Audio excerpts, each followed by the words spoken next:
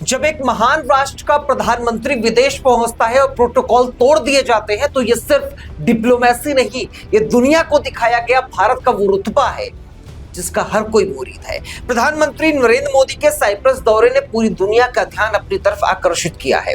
राष्ट्रपति निकोस क्रिस्टोडेलिस ने खुद एयरपोर्ट पर आकर उनका स्वागत किया और ये वो पल था जिसने तुर्की की मानो नींद उड़ा दी है। तुर्की जो भारत के दुश्मन पाकिस्तान का सबसे बड़ा हमदर्द है, वो अब बेचैन है क्योंकि भारत अब अकेला नहीं बल्कि वैश्विक मंच पर एक ताकत बन चुका है।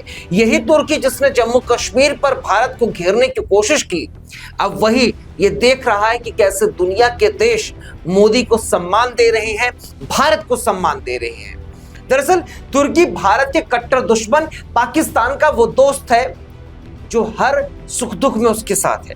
तुर्की ने पहलगाम आतंकी हमले के बाद पाकिस्तान के खिलाफ भारत की गई जवाबी कार्रवाई का विरोध किया था, लेकिन 2 दशकों के बाद पहली बार कोई भारतीय प्रधानमंत्री साइप्रस के दौरे पर जाता है तो विरोधियों का जल भुन जाना तो लाजमी है। तुर्की वो देश है जिसे भारत हमेशा अपना मानते हुए चल रहा था। फरवरी 2023 में जब तुर्की में 7.8 का भूकंप आया था तो पूरा तुर्की जो है वो तहस नहस हो गया था, पूरा तुर्की त्राहिमाम कर रहा था। तब भारत ने ही आगे आकर ऑपरेशन दोस्त चलाया और तुर्की की मदद की। जो भारत इंसानियत के नाते तुर्की के साथ आया और उस वक्त पर आया जब तुर्की को सबसे ज्यादा जरूरत थी, वही तुर्की इंसानियत को नहीं मजहब को चुनता है और उसने आतंक परस्त पाकिस्तान का साथ दिया क्योंकि पाकिस्तान इस्लामिक देश है। और तुर्की ने अपने हथियार ऑपरेशन सिंदूर के दौरान पाकिस्तान को दे दिए, लेकिन जिन हथियारों का डंका तुर्की का डंकापति एर्दोगन पीट रहा था, भारतीय सेना ने उसे ही नस्तेनाबूद कर दिया। वहीं दूसरी तरफ आतंकवाद के खिलाफ भारत की सफल सैन्य कार्रवाई ऑपरेशन सिंदूर के बाद प्रधानमंत्री नरेंद्र मोदी की ये पहली विदेश यात्रा है।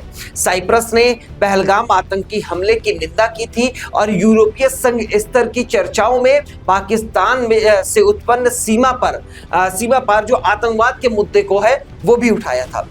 कहते हैं कि दुश्मन का दुश्मन हमारा दोस्त होता है और साइप्रस और तुर्की के बीच लंबे समय से विवाद चल रहा है और ऐसे में तुर्की के विश्वासघात के बाद भारत का असल सहयोगी साइप्रस बन गया है।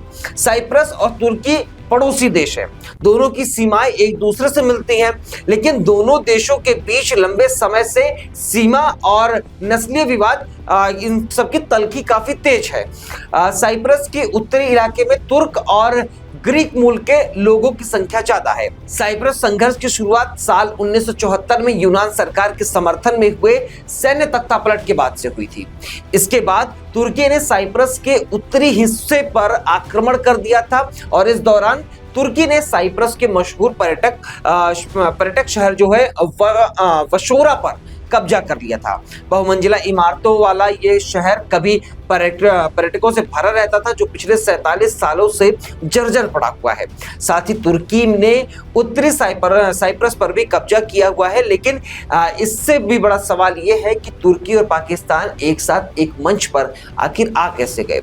इसकी जो कहानी है वो भी बहुत ही सरल है लेकिन रोचक है, क्योंकि कहते हैं कि मिले सुर मेरा तुम्हारा, तो पाकिस्तान और तुर्की के सुर एक दूसरे से मिले तभी ये दोनों मिले।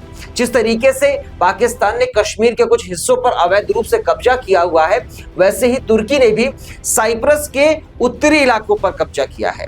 दोनों देशों में अलोकतांत्रिक और अवैध सरकारें हैं जो इस्लाम के नाम पर लोगों को बरगला रही हैं और ताकत के दम पर विपक्ष का दमन भी कर रही हैं।